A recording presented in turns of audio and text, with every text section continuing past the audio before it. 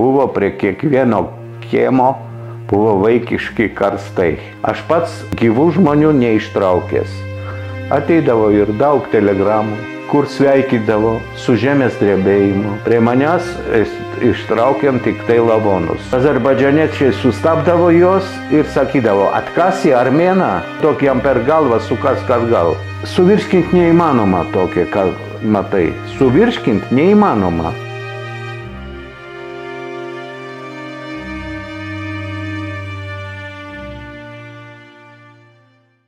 – 1988 m. gruodžio 7 d. Armėniją supurtė stiprus žemės drebėjimas. Jis buvo toks galingas, kad jo sukelta banga žemės rutulį apskriejo 2 kartus, o kalnuose atsirado 6 metrų pločio ir 37 km ilgio įtrūkimas. Nedidelė šalis nebuvo pasirengusi tokiai nelaimiai. Per 30 sekundžių užgęsta 10 000 gyvybių, 100 000 sužeista, o dar 10 000 lieka įkalinti po griuvėsiais. Didžiausiu deficitu tampa karstai. Maža šalis neturi pakankamai technikos likviduoti katastrofos padarinius ir išgelbėti dar esančius gyvuosius po griuvėsiais. Laikas tampa gyvybiškai svarbus. Tūkstančiai savanorių keliauja į Armėniją padėti, tarp jų ir tuo metu vos 23 metų Ašotas. Gyvenu čia nuo 83-ųjų. Gimiau Jerevane, Armėnijoje, augau Jerevane, Tbilisi, vėl Jerevane.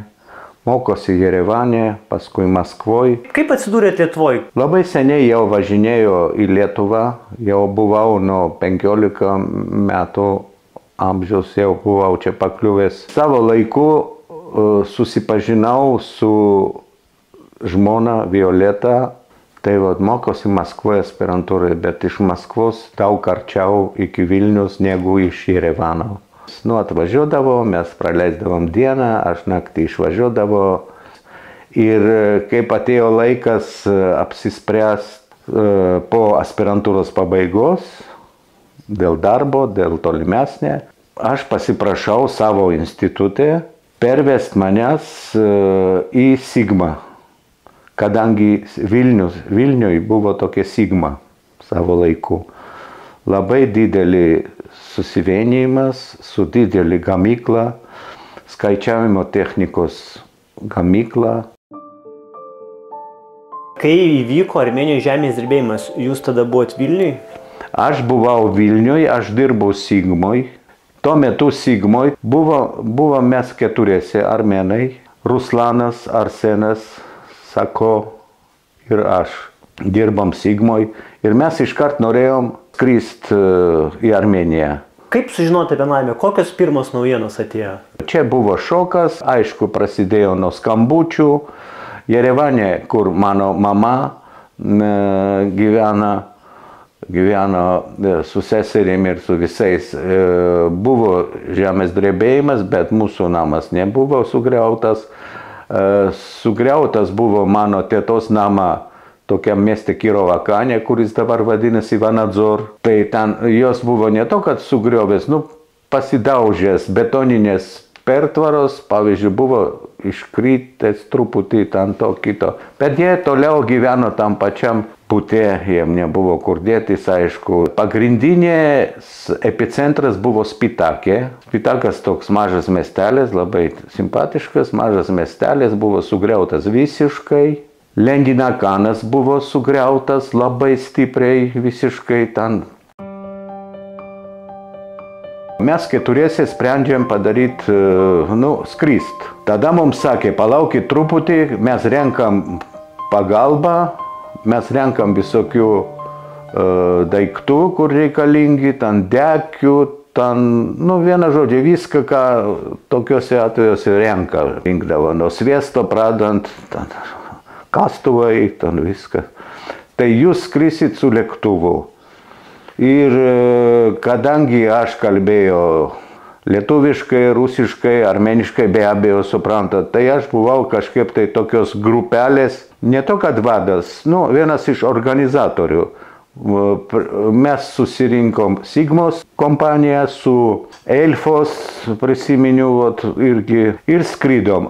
Kai kurie iš mūsų skrido anksčiau. Pavyzdžiui, Arsenas, kuris turėjo giminių Leninakane, kur buvo tas žemės drebėjimas netoli epicentro, jis skrido anksčiau. Marytė Kontrimaitė, poetė tokia, vertėja iš armėnų kalbos, jinai irgi skrido ten anksčiau.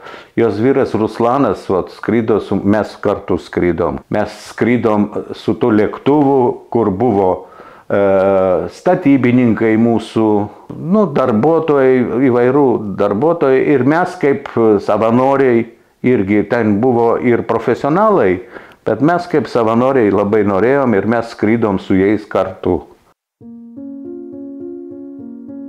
Ar jau žinojot, ką darysit?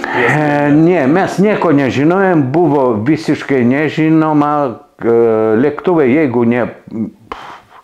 jeigu teisingai prisimenu, buvo karinė lėktuvai tokie tai dideli. Mes nusileidėm, krovėm, ten viskas. Kol buvo darba, tai dar tu, taip sakant, tom adrenalinė dar dirbi ir viskas. Ir paskui, kaip prisimenu, aš važiavau pirmoj mašinoje, kadangi, kaip minėjau, kad aš kalbėjau visom kalbom ir su mūsiškiais galėjau susišnekėti rusiškai, lenkiškai, lietuviškai ir su armėnais, jeigu ten buvo. Tai aš sėdėjau pirmoj mašinoj sunkvežime. Dalį buvo su sunkvežimais, dalį važiavo, kiti su autobusu ir viskas. Ir mes važiavom per Leninakalną, kadangi čia Leninakalne oro uostas buvo. Ir mes važiavom į Spitaką, kur mes turėjom padaryti stovyklą ir kur turėjom tam rajone dirbti, turėjom būtent mūsų šitą.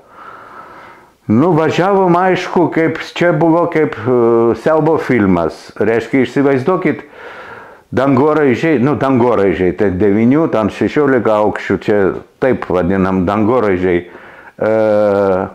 stovė lifto šachta, o aplink visas tas namas, taip sugriautas. Įsivaizduokit, čia tokios vietos buvo. Buvo labai daug sugriauta ir mes vis tą žiūrėjom ir man šokas, kada pamatėm daug krūvos vaikiškos karstus. Taip sudėtos buvo prie kiekvieno kiemo, buvo vaikiški karstai. Kad visiems užtektų, kadangi lavonus, kuris ištraukdavo, stadione dėliodavo taip, kad žmonės atpažintum. Daug ką buvo palaidoti tiesiai dekėse ar kaip, bet tie vaikiški karstai, tai ir buvo tas momentas, kur buvo tokia, kaip trigeris, kažkas persijungė ir aš viską žiūrėjau kaip iš viršaus, kaip čia eina ašotas, ten eina to daro, ko daro. Važiavom mes to sunkvežimo ir sėdžiu šalia vairuotojo, kuris prieš tai man sakė, kad 2 naktis jau nemiegojęs. Tai aš važiuoju ir žiūriu į ratą. A ten buvo taip, kad kai kur nuslydo žemė, visiškai išėjo ir, per asfaltą. Buvo taip, kad asfalto baigėsi. Ir vieną momentą aš žiūriu, kad mūsų tas ratas, į kurį aš vis žiūrėjau, ir jis pusė jau. Ir aš užrėkiau, ir tas vairuotojas, kuris sėdėjo, aš vis žiūrėjau ją, aš su ją kalbėjau. Nors akis atidarytas, bet jis matyt... Miegojo atsimerkęs. Miegojo atsimerkęs. Gerai, kad pasakei, tai ne visada man užtenka to žodžio. Ir nuo to mano rėkimo, užrėkimo ir viskas, jis paėmė truputį į kairę, ir normaliai toliau važiavom. Ir nuo to momento aš jau buvau visiškai susikaupęs, visiškai nekreipiau dėmesį ir mes atvažiavom į tą stovyklą. Stovykla, taip, aš labai trumpai, kareiviškos palapinės didžiulis, daug visokių koikių, viską kareiviška, mes buvom užkloti prancūziški vilnonė seni tokie dekiai. Prisiminiu, kad prancūziški, kad kareiviški ir kad jos labai buvo tokios šurkštus, o tam aš prisiminiu. Buvo žiauriai šalta, buvo kaip karinė stovykla padaryta, tame tarpe ir mums savanoriam, taip sakant. Kaip atrodydavo jūsų dienotvarkė? Atsikeliat? Labai anksti, kadangi buvo tikrai labai šalta, aš tai labai anksti išeidavo, pradėdavo tvarkyti ten vietoj, surinkti visus, šiukšlės, kad nebūtų. Neprisiminiu aš tų pusryčių, kaip ten buvo. Vienu žodžiu, alkanas nebuvau.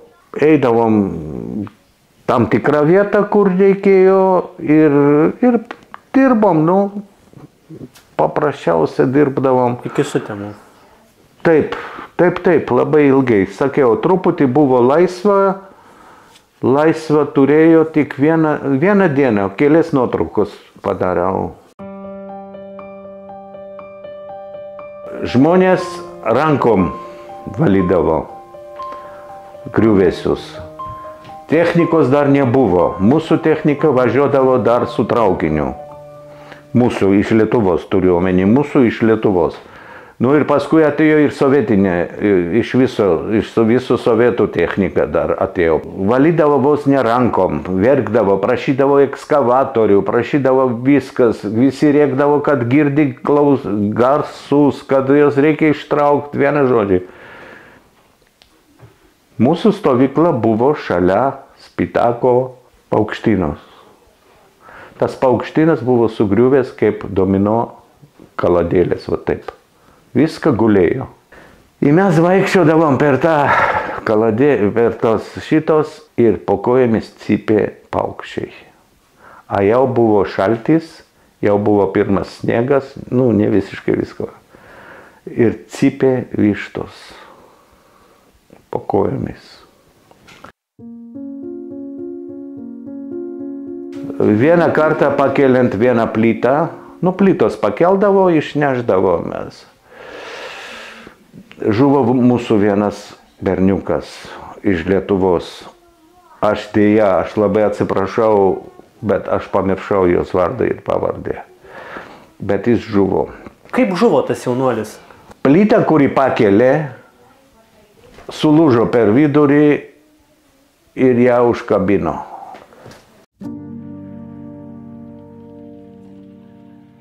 Buvo ten profesionalai jau atvažiavo, statybininkai ir gelbėtojai. Ir jie tose pavojingiose vietose labiausia dirbo jie. Mes tik tai, aš asmeniškai galiu pasakyti, kad tik tai padėdavom, kaip galėjom. Kai ką buvo ištraukta iš čia jau legendos. Mes gyvų žmonių neištraukėm nė vieno. Mes kiek galėjom, ten žmonės ateidavo kažkokie, tai žmonės praeidavo, ten ateidavo, mes jiems dalindavom tai dekių, tai tų sviestų, kuris mums duodavo, mums valgyti ar viskas. Aš prisiminiau, kad aš viską atidaviau, viską. Vieną kartą mano dėdė buvo atvažiavęs iš Kirovakano. Tai ką aš turėjau gabaliuką sviesto, tik tai aš šitą prisiminiau puikiai, kad aš daviau jam tą sviestą ir viskas. Daugiau nieko negalėjau jam padėti.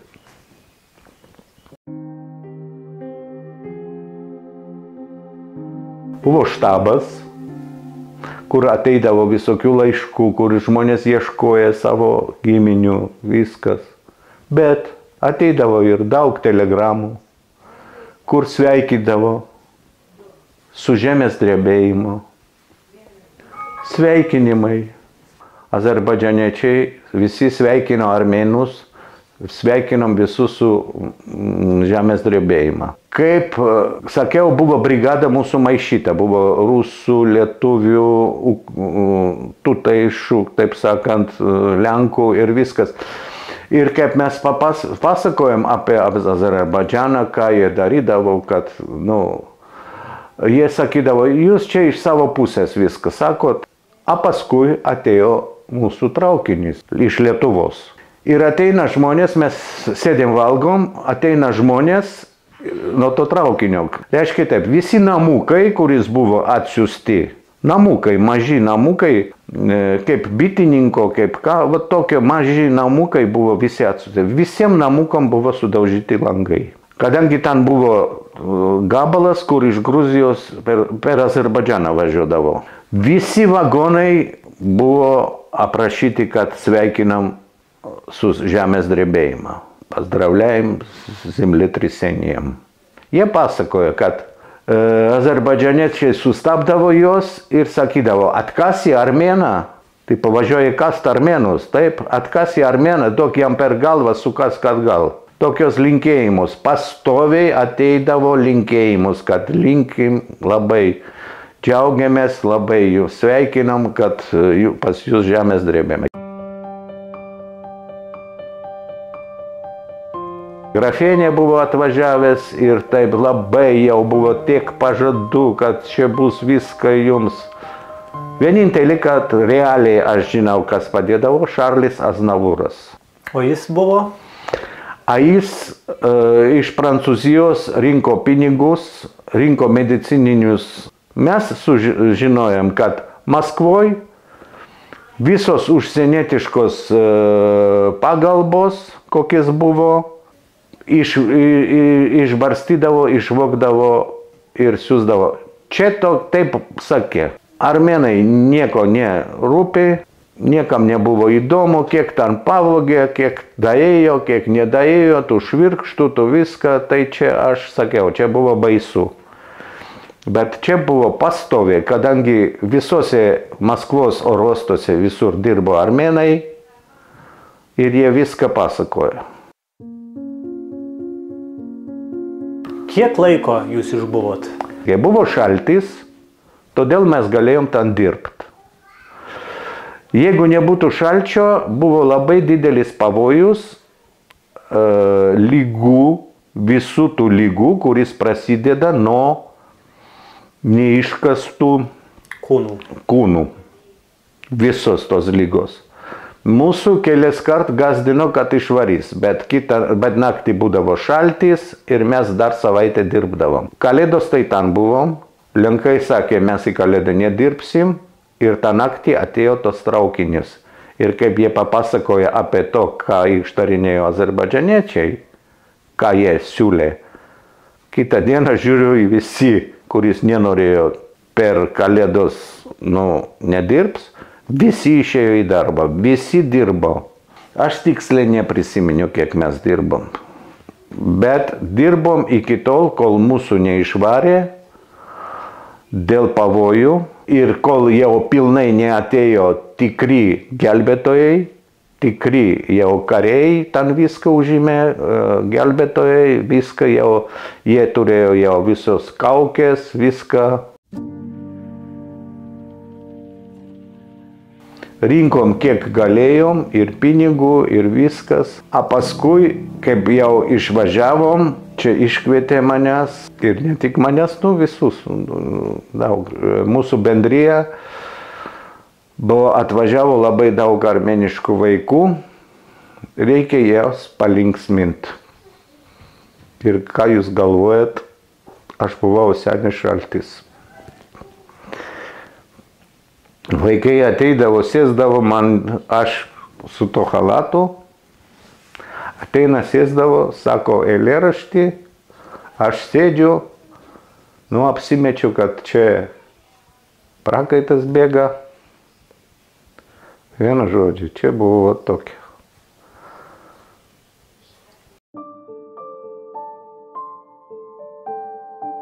Daug metų čia Vilniuje mes minėjom. Per 30, man atrodo, metį buvo net Seime didžiulis renginys dėl to minėjimo.